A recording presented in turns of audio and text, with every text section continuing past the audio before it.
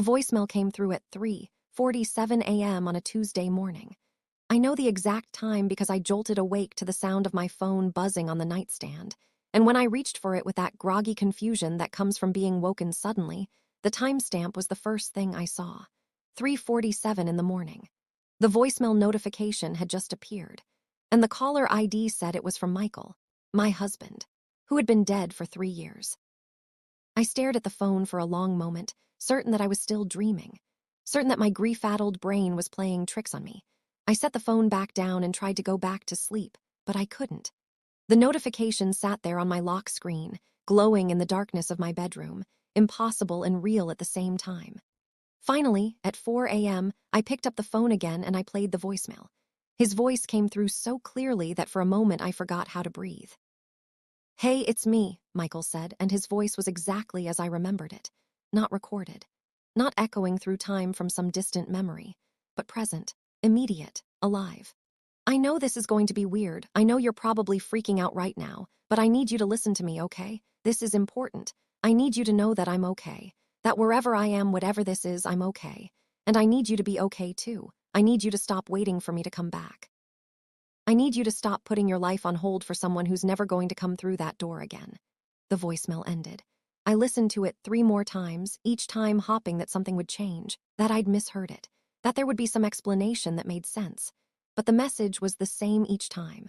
Michael's voice, Michael's words, Michael telling me to move on with my life. I didn't sleep that night. I sat in my bed in the dark and I tried to make sense of what I'd just experienced. There were several possibilities, none of them particularly appealing. 1, I was experiencing a breakdown. My grief, which I thought I'd processed over the past 3 years, was manifesting as an auditory hallucination. A cruel trick my mind was playing on me. 2, someone was pranking me. Someone who had Michael's voice, or access to a recording of Michael's voice, was using it to torment me. But who would do that? And how would they get into his old voicemail account? 3, there was something supernatural happening. Something that defied explanation by the normal rules of physics and reality. Michael, or some version of Michael, was reaching out from beyond the grave to tell me to stop grieving.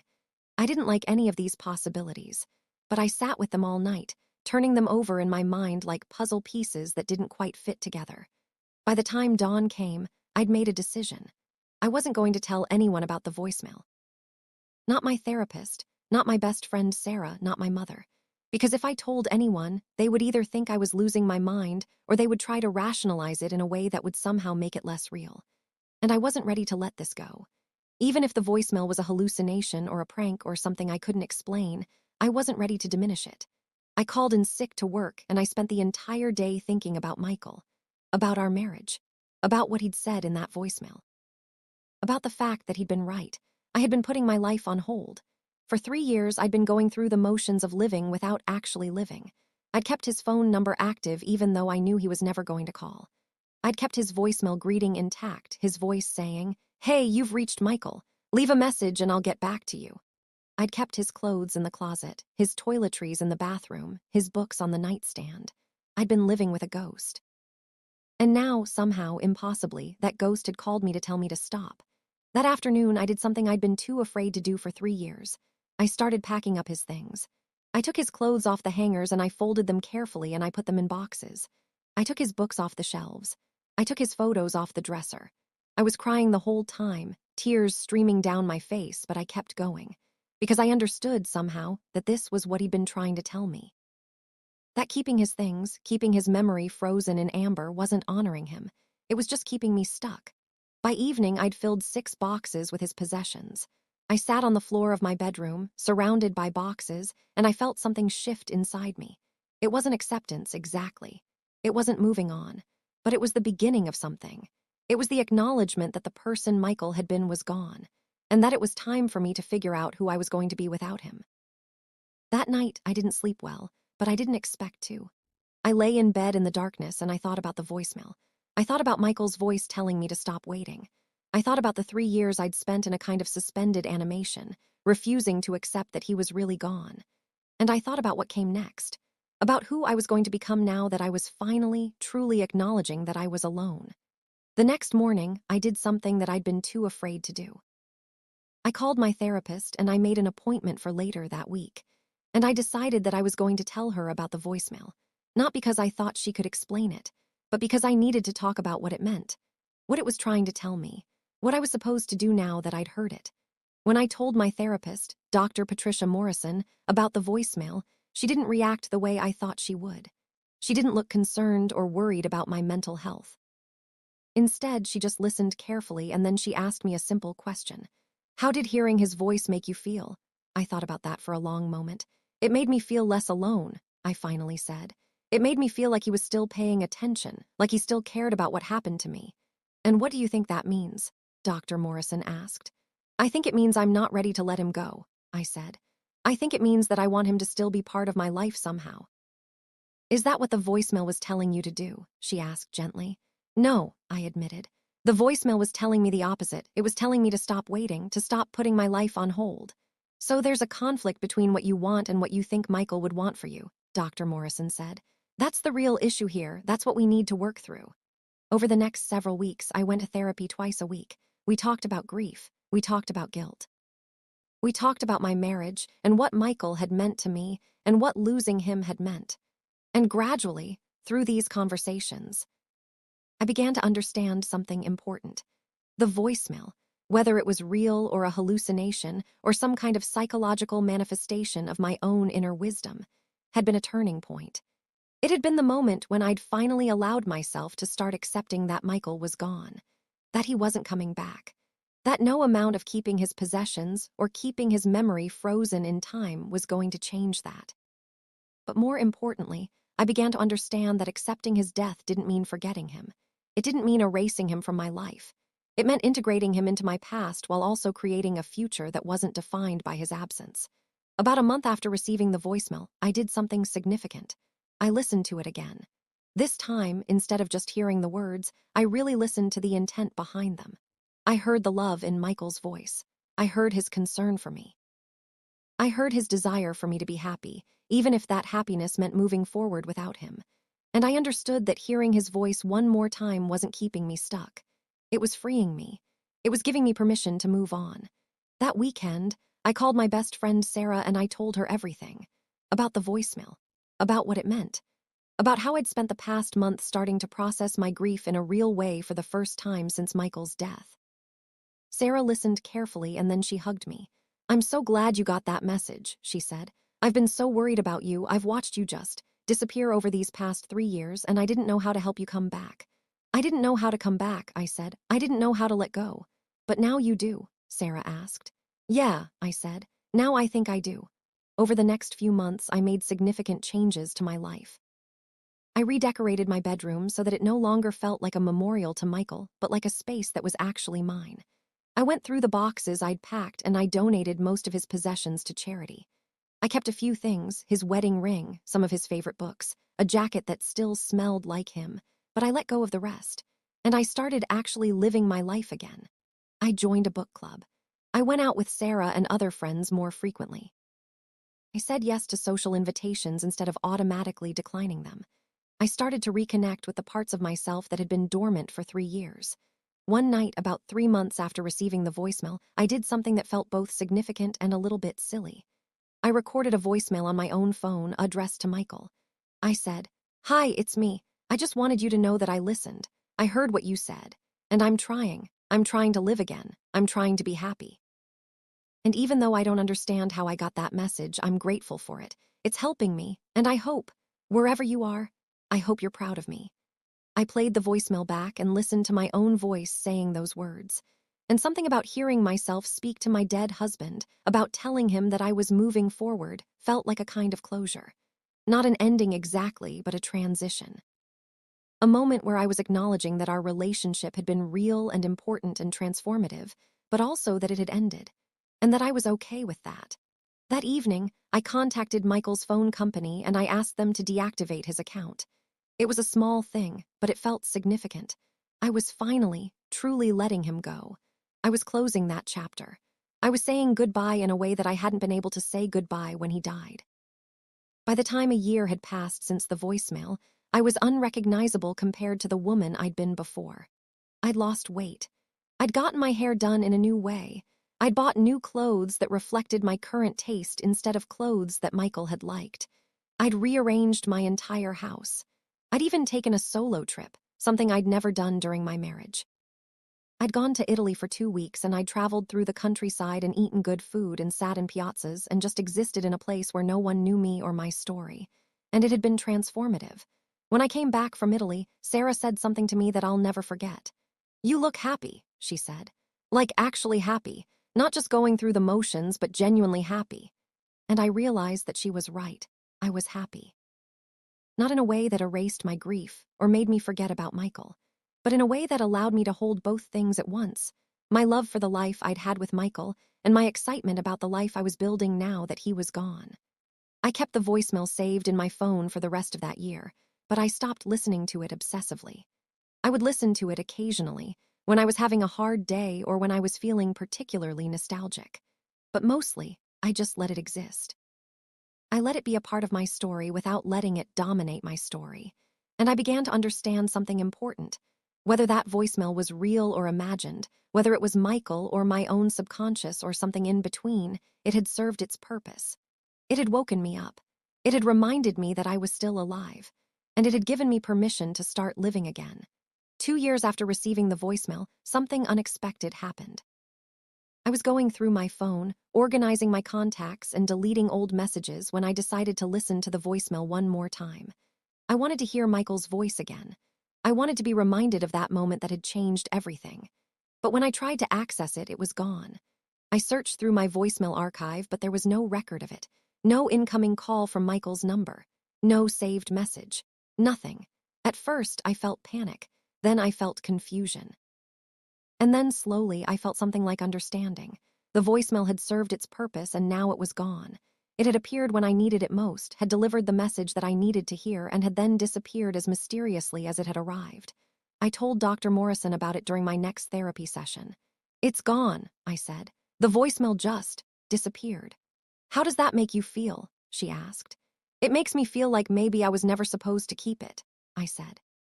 Maybe it was just supposed to be a moment, a message, and then I was supposed to let it go. "Do you think you can do that?" she asked. "Let it go." "Yeah," I said. "I think I can. I think I already have." That same month, I did something that I'd been thinking about for a long time. I started dating. There was a man named David who came to my book club. He was kind and funny, and he listened when I talked about my life. He didn't try to replace Michael or compare himself to Michael. He just was present. He was real. He was alive. And one evening, when he asked me if I wanted to get dinner with him outside of book club, I said yes.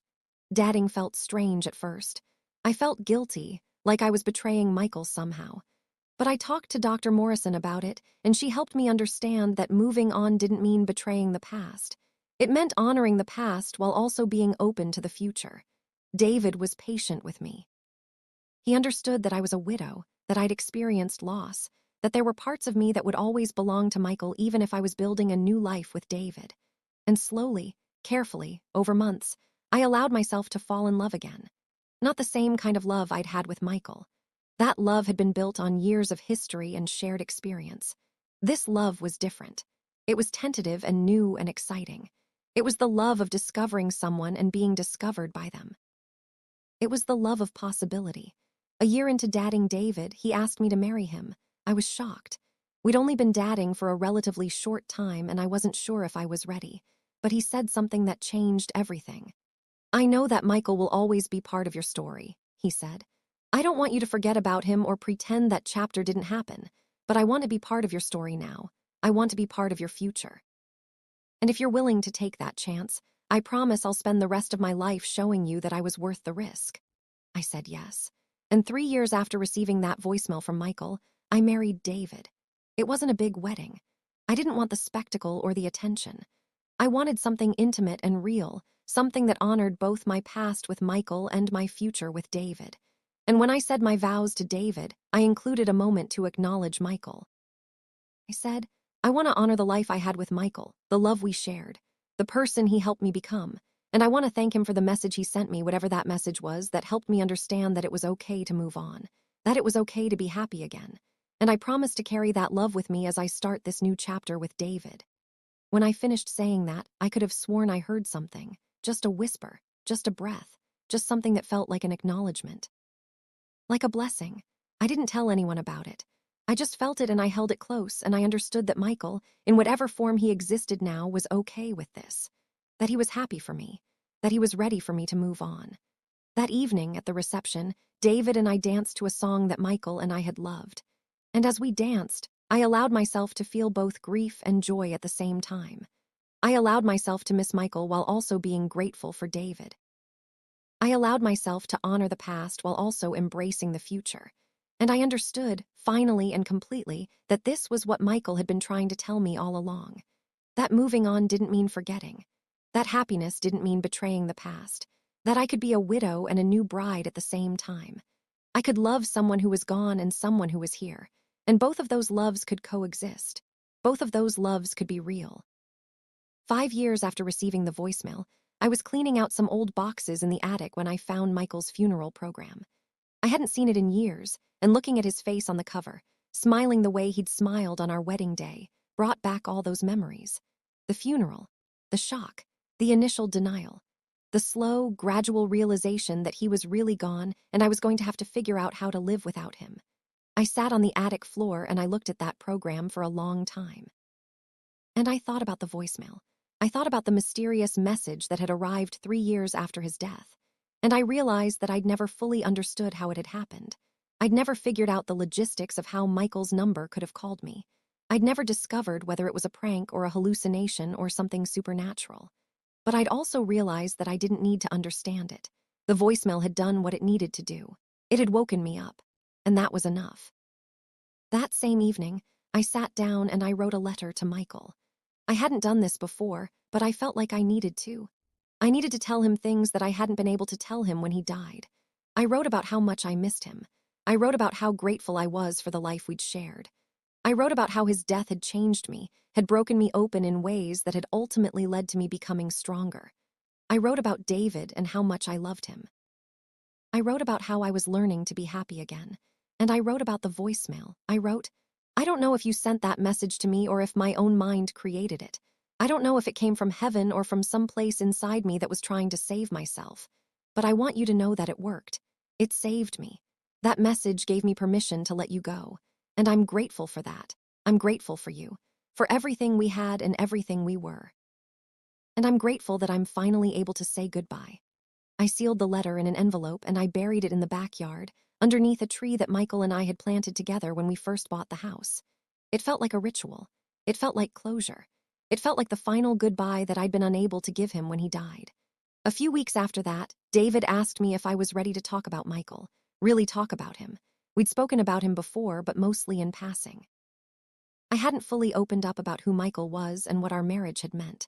So one evening, we sat down and I told David everything. I told him about how Michael and I had met.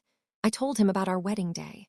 I told him about our favorite trips and our favorite inside jokes and the way he'd always made me laugh even when I was angry with him. And I told him about the voicemail.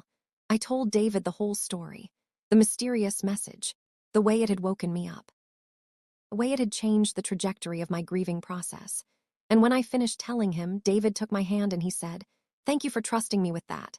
Thank you for letting me know who he was. And thank you for allowing yourself to move forward. I know it wasn't easy. I know there was probably a lot of guilt involved, but you did it, and I'm proud of you for that."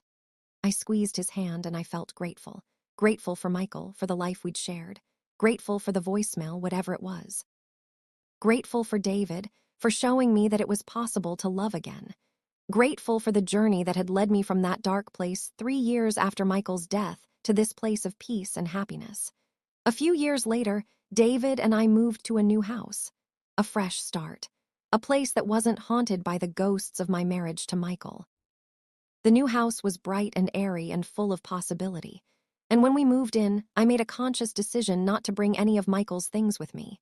I'd kept a few items, his wedding ring, a sweater, some photos, but they were stored safely in a box. I wasn't going to live with them on display. I was going to live my life with David in this new space, and I was going to do it without the constant reminder of my past.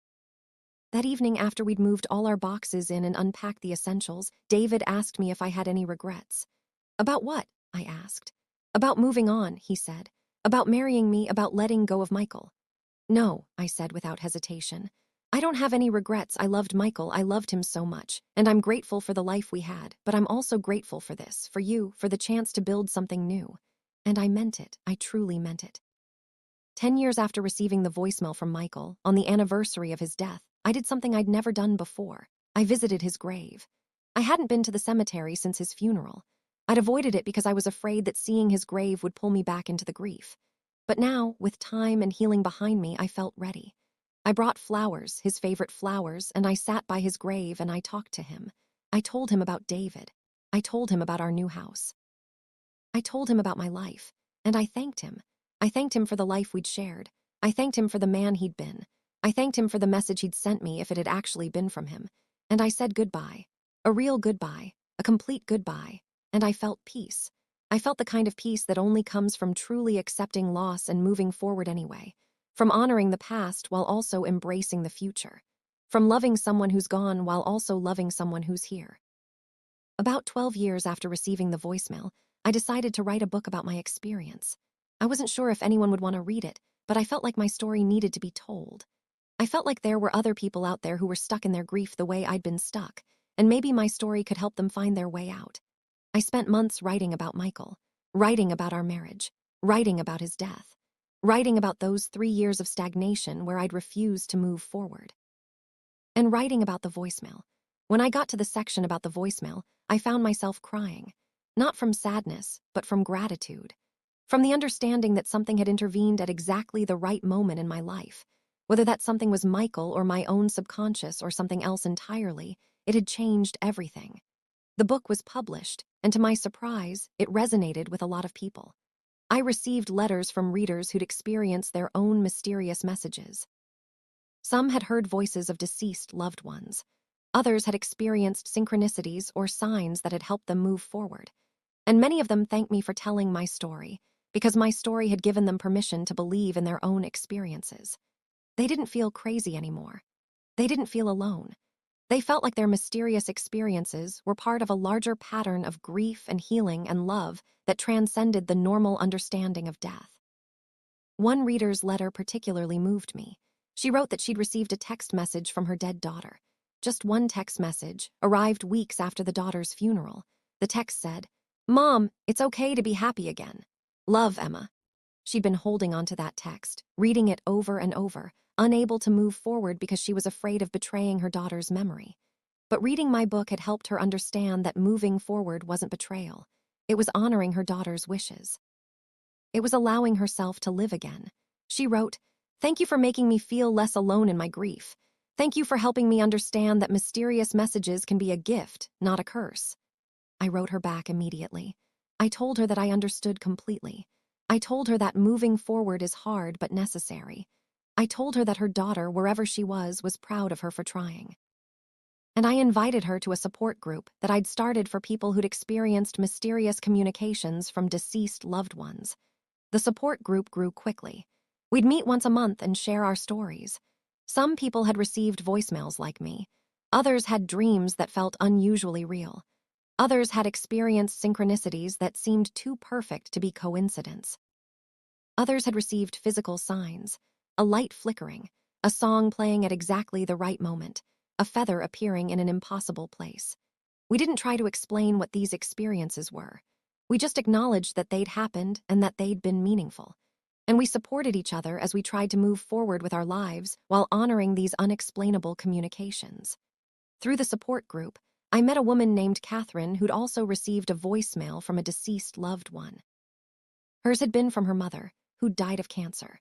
The voicemail had been equally mysterious, arriving months after the funeral, and it had said simply, "I love you, be happy."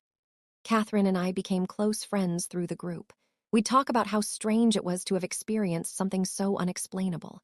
We'd talk about whether we believed the messages had actually come from our deceased loved ones or whether they'd come from somewhere inside ourselves. We'd talk about how much the messages had meant to us, regardless of their origin. And we'd talk about how difficult it was to move forward when everyone around us wanted us to just get over it and move on.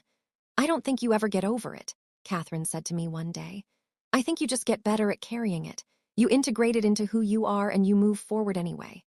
"I think you're right," I said. The voicemail didn't make me stop missing Michael. It just helped me understand that missing him didn't have to mean staying frozen in the past. One day, about 15 years after receiving the voicemail, I was doing an interview for a podcast about grief and loss. The host asked me the question that everyone asked. Do you think the voicemail was really from your husband? Do you think he was trying to communicate with you from the afterlife? I paused before answering, because this was a question I'd been asked hundreds of times and I'd never quite figured out how to answer it in a way that felt true. I think, I finally said, that the answer doesn't really matter. Whether the voicemail came from Michael or from my own mind or from some place in between, it served the purpose that I needed it to serve. It woke me up. It gave me permission to move forward, and it changed my life. So whether it was real in a literal sense or real only in an emotional sense, it was real enough. It mattered, and it helped me heal. The interviewer asked if I ever heard from Michael again after that first voicemail, and I told her the truth, that the voicemail had disappeared from my phone after a certain amount of time, that I'd never heard from him again, that I'd had to learn to live without those mysterious messages. That feels like its own kind of answer, the interviewer said. Like whatever it was, it gave you what you needed and then it was gone. Exactly, I said. It was a gift, and like all gifts, at a certain point you have to unwrap it, accept it, and move forward with your life. By the time I was in my 60s, the events surrounding Michael's voicemail had become something of a distant memory. Not forgotten, but integrated into the larger tapestry of my life. I'd been married to David for over a decade. My book about grief had helped countless people. My support group was still going strong, and I'd built a life that was full and meaningful and happy. David and I had taken trips around the world. We'd created new traditions and new memories. We'd learned to navigate the complexities of a second marriage with grace and honesty. And while Michael would always hold a special place in my heart, he no longer defined my present moment. He no longer kept me stuck in the past. One evening, David and I were having dinner with Catherine, my friend from the support group, and Catherine's new husband, Mark. We were talking about our book and our support group and how grateful we were for the ways that our mysterious experiences had transformed our lives. And Catherine said something that made me think about the voicemail differently. I've been thinking, she said, about what it would mean if all of those messages, all of the voicemails and the dreams and the signs, were real. If they were actually people reaching back from wherever they are trying to tell us something, what do you think they'd all be saying? I thought about that for a moment. I said slowly, they'd probably all be saying the same thing. I think they'd all be saying, I'm okay, and I want you to be okay too. I want you to be happy. I want you to move on. That's what my mom said in her text, Catherine said. Just that simple message. Be happy. That's what my mother said in my dream, Mark added. She just kept saying, let me go. You have to let me go so you can move forward. David squeezed my hand under the table. And what did your Michael say? He asked. He said, stop waiting for me. Stop putting your life on hold. I need you to be okay. I need you to move on. That's what I think heaven would be, Catherine said. That's what I think the afterlife would be like, just people who love us trying to tell us that it's okay to be happy. That's all they'd want for us. We sat with that for a moment, and I felt the profound rightness of it. That whatever happened after death, whatever existed in whatever realm Michael now existed in, his primary concern would be my happiness. His message to me would be permission to live, and that message had been the greatest gift he could have given me. Years continued to pass. David developed heart problems, and I had to face the possibility of losing him the way I'd lost Michael. During his surgery, I sat in the waiting room and I prayed to Michael.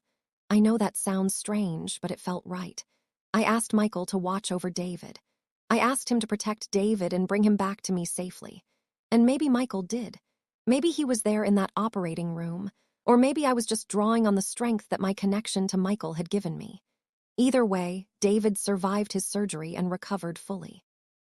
And afterward, I made a conscious decision to never take a single day with David for granted, to never assume that I had unlimited time with him, to appreciate him every single day.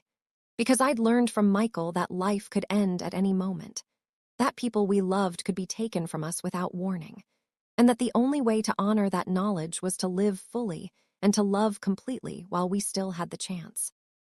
About 20 years after receiving the voicemail from Michael, something interesting happened. I was cleaning out my email archives, and I found a message from my phone provider from around the time the voicemail was received. The message said that my account had been experiencing unusual activity and asked me to confirm my identity. I'd never paid attention to that message before, but now I looked at the date and I realized it had arrived the same day as the voicemail. I called the phone company and I asked them if they had any record of how a voicemail had been received from a phone number that should have been disconnected. They couldn't find any explanation. The technician I spoke with said, "According to our records, that number was disconnected 3 years prior to the voicemail you're describing. There's no way a call could have come through on that line." "So it's impossible," I said. "The message I received should not have been possible." "Technically, yes," the technician said. "But technology is strange sometimes. There are sometimes glitches in the system, things that don't make logical sense but somehow happen anyway." After I hung up the phone, I sat with this information for a long time. I still didn't know whether the voicemail was real or not. I still couldn't explain it scientifically. But I'd made peace with that. I'd learned that not everything needed to be explained. Some mysteries were more valuable when they remained mysteries. The voicemail had changed my life regardless of its origin. And that was enough. That was more than enough. At David's funeral, because yes, eventually even David passed away, I found myself thinking about Michael's voicemail. I was sitting in the front row of the church, watching people file in to pay their respects to the man I'd loved for over 20 years, and I thought about how strange life was. How I'd been stuck in my grief for Michael, thinking that nothing could compare to the pain of losing him. And then I'd lost David too. But somehow the second loss was different. It was painful, yes, but it was also a kind of completion. David and I had had a full life together. We'd had our time. And when it ended, I was grateful for every moment we'd shared. I was grateful that I'd allowed myself to love again after Michael. I was grateful that I hadn't spent the rest of my life alone. And I understood, finally and completely, what Michael's voicemail had really been about. It hadn't just been about moving on from him. It had been about giving myself permission to have a full life, to have new experiences, to love again, to build something new while still honoring what had been, to live fully in the present moment instead of being trapped in the past. During the reception after David's funeral, Sarah came up to me and hugged me. "Are you okay?" she asked. "Yeah," I said, and I meant it. "I'm sad. I'm going to miss him so much, but I'm okay." I had a beautiful life with David, and I'm grateful for that. "You've had 2 beautiful lives," Sarah said. "Your life with Michael and your life with David. Not many people get that. Not many people get to love that deeply twice." And she was right. I'd been blessed. I'd been given 2 deep, meaningful, transformative love stories. I'd been given the gift of 2 men who loved me and who I'd loved with my whole heart. And when they were gone, I had the tools to survive. I had the wisdom that came from having survived loss before. I had the understanding that grief didn't have to be permanent, that moving forward was possible, that happiness could coexist with sadness. As I got older, I often wondered about the voicemail. I wondered if I'd ever get an explanation for it. I wondered if Michael had somehow actually sent it, if there was a mechanism in the universe that allowed for such communication. Or if my own mind had created it, conjured it out of the depths of my need to be saved. And I realized that I would probably never know, that the mystery would probably go to my grave unsolved. But I also realized that I didn't care anymore. The voicemail had done what it needed to do. It had been the catalyst for my transformation. It had been the message that had arrived at exactly the right moment. And whether it was miraculous or psychological or something in between, it had saved my life. On the 50th anniversary of Michael's death, I did something I hadn't done in many years. I went back to listen to the recording I'd kept of the voicemail. I'd transferred it to my computer years ago, preserving it digitally even after it had disappeared from my phone. And I sat in my living room and I listened to Michael's voice one more time. "Hey, it's me. I know this is going to be weird. I know you're probably freaking out right now, but I need you to listen to me, okay? This is important. I need you to know that I'm okay. That wherever I am, whatever this is, I'm okay. And I need you to be okay too. I need you to stop waiting for me to come back. I need you to stop putting your life on hold for someone who's never going to come through that door again." And as I listened to his voice, I felt a profound sense of completion. I'd lived a full life. I'd loved deeply. I'd grieved and I'd healed. I'd said goodbye to Michael. I'd loved David. I'd said goodbye to David. I'd supported others through their own journeys of grief and loss, and I'd built something meaningful out of my pain. I'd taken the worst thing that had ever happened to me and I'd transformed it into something that could help others. The voicemail had been the beginning. But everything that had come after, all the therapy, all the relationships, all the healing, all the helping others, that had been my journey. That had been my choice. The voicemail had just been the permission slip I'd needed to start. In the final years of my life, I became something of an elder in my grief community. I was the woman who'd received the mysterious voicemail. I was the woman who'd learned to move forward. I was the woman who'd loved twice and had survived loss twice.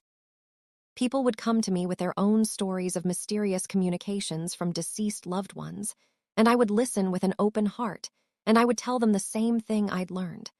That the mystery doesn't matter as much as what the mystery makes you feel.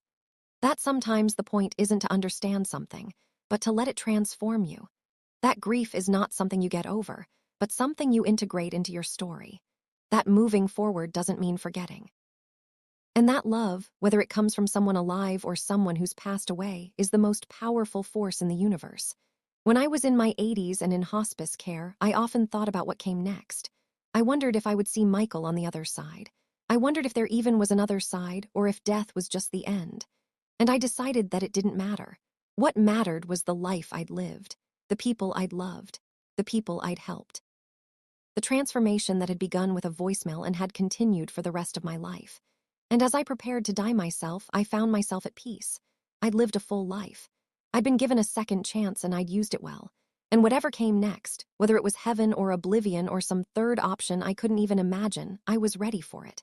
I had no regrets. I was grateful. And I was ready to let go. The last thing I did was record a video message. I wanted my grandchildren and great-grandchildren to know my story. I wanted them to know about Michael and David and the voicemail and the 30 years I'd spent helping others through their grief. And I wanted to leave them with one final message. I looked directly at the camera and I said, if you ever receive a message from someone you've lost, whether it's a voicemail or a dream or a sign, I want you to know that it's real. Whether it comes from heaven or from your own soul trying to save itself, it's real and it matters. Let it guide you. Let it transform you. But don't let it keep you stuck. Listen to the message and then move forward anyway. Live fully, love deeply, and make sure that when your time comes, you have no regrets. And that was my final testament. That was what I wanted to be remembered for. Not just surviving loss, but thriving, growing, loving, living fully after experiencing tragedy. The voicemail had been the beginning. But what I did with that voicemail, the life I built, the people I helped, the love I gave and received, that was the real story. That was what mattered most.